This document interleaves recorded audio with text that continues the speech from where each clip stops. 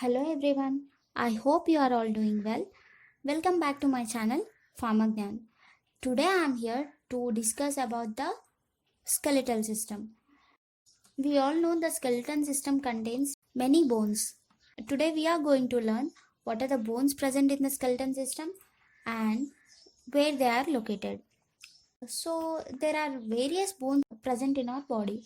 So where they are present and how they are named.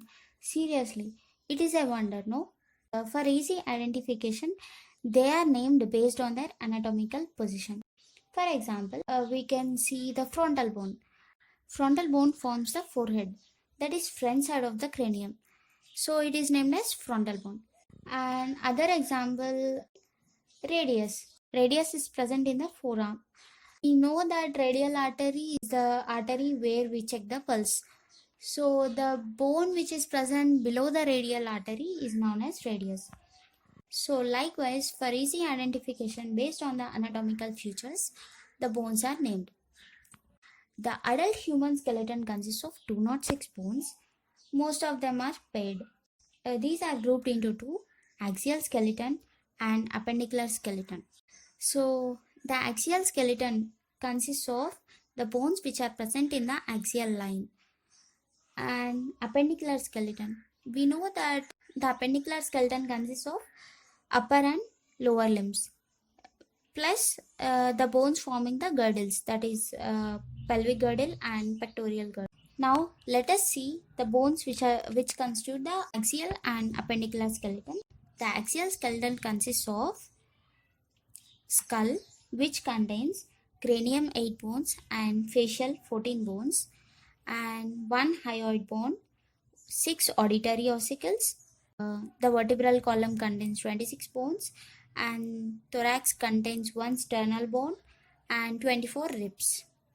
Coming to the appendicular skeletons, it contains pectoral girdle, which constitute 2 clavicles, 2 scapula, and upper limbs, which contains 2 humeral bones, 2 ulnar bones, 2 radius bones, 16 carpals, 10 metacarpals, 28 phalanges, and pelvic girdle. It contains 2 hip bones, and lower limbs contain 2 femur, 2 patella, 2 fibula, and 2 tibia bones, and 14 tarsals, 10 metatarsals, and 28 phalanges. Bone surface markings. These are the structural characteristics modified for specific function. These form the characteristics of a face of a person, and these provide the attachments for tendons, ligaments, and nerves and blood vessels. And there are 2 major types of surface markings. They are depressions and openings and processes. The depressions and openings allow the passage of soft tissues such as blood vessels, nerves, ligaments, and tendons. And processes, these are the projections or outgrowths. These serves as the attachment points for connective tissues such as tendons and ligaments. So now let us discuss about the skull. What are the bones present in the skull? As we seen earlier in the classification, the skull contains 8 cranial bones and 14 facial bones. 8 cranial bones. The 8 cranial bones include 1 frontal bone, 2 parietal bone, 1 occipital bone, 2 temporal bones, 1 sphenoid bone, and 1 ethmoid bone. So these are the 8 cranial bones.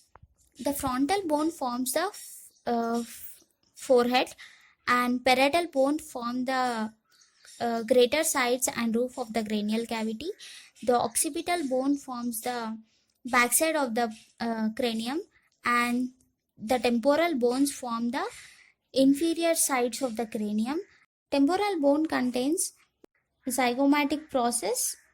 This is the zygomatic process where the cheekbone attaches to the temporal bone, and this is the mandibular fossa where the mandible gets attached, and this is the mastoid portion where the external auditory meatus is present, which lead to the inner canal, and it helps in transferring the sound waves to the inner ear. And sphenoid bone Sphenoid bone is the principal bone and it attaches with all the cranial bones, and it contains greater wings, lesser wings, and pterygoid processes and sphenoidal sinuses.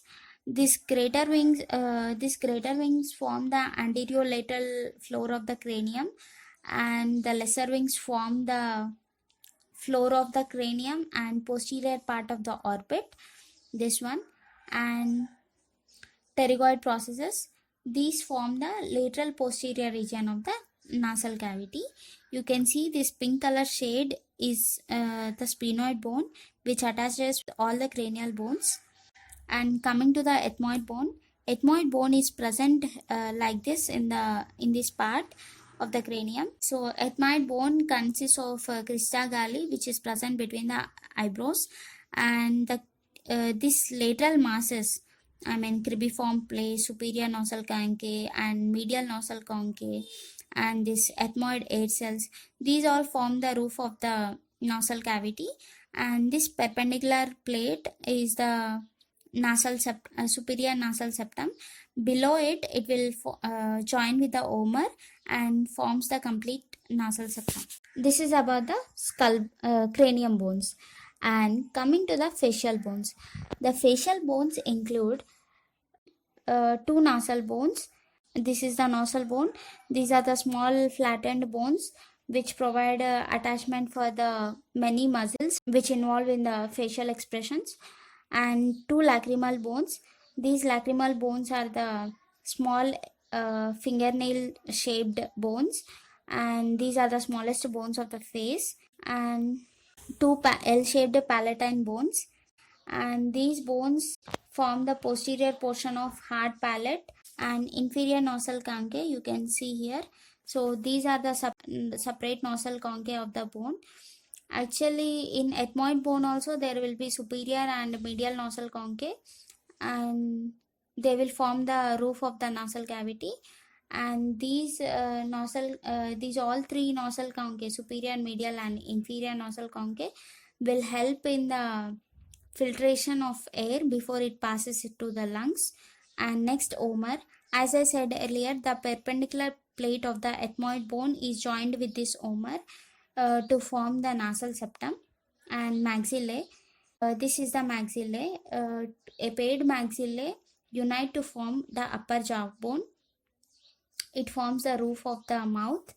And coming to the zygomatic bones, or the cheekbones, these will articulate with the frontal bone here and with the maxillae and with the temporal bone. Mandible.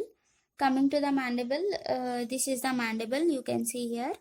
This is the only movable skull bone, and it is the largest and strongest facial bones, and it articulate with the temporal bone at the mandibular fossa to form temporomandibular joint. And this is about the skull, the cranium, and the facial bones. Next, the hyoid bone. A single hyoid bone is present, and it do not articulate with any other bone. It is suspended with the styloid process of the temporal bones by ligaments and muscles in the neck region. Vertebral column. A vertebral column is also known as a spine or backbone, and it contains 26 vertebrae. They are distributed according to their location, like 7 cervical vertebrae and 12 thoracic vertebrae, 5 lumbar vertebrae, 1 sacrum, 1 coccyx. And these 26 vertebrae are interconnected with one another with the intervertebral discs, a cartilaginous material. Generally, a parts of a typical vertebrae contains one vertebral body. This is the vertebral body, and this is the vertebral arch and processes. A typical vertebrae contains 7 processes with the vertebral arch, 1 spinous process, 2 transverse process, and superior and inferior facets will help in the articulation with the adjacent vertebrae to form intervertebral joints. In the thoracic cavity, these faces will provide the attachment point for the ribs. These are the ribs, you can see here. This blue color shade is the intercostal cartilages which are attached with the ribs, and these help in attaching the ribs to the sternum.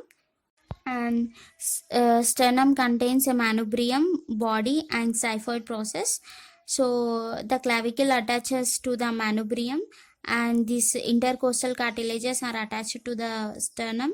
And let us discuss now about the ribs. There are 12 pairs of the ribs. First 7 pairs are directly attached to the sternum, and 8th, 9th and 10th pair are attached to the costal cartilage of the 7th pair and gets attached to the sternum. So these are known as false ribs. And 11th and 12th pairs are also false ribs, but they are not attached to the costal cartilages, hence they are called as floating ribs. So each rib contains 4 facets: facet for costal cartilage, and superior facet, inferior facet, and articular facet. These superior, inferior, and articular facets of the rib will help in attaching with the vertebrae. And this facet for costal cartilage is attachment point for the costal cartilage and thus to the sternum. So this is about the axial skeleton. I'm going to discuss about the appendicular skeleton in the next video. Hope you like my explanation. So please do like, share and subscribe to PharmaGnyan Siri, and follow us on Insta for more updates @PharmaGnyan.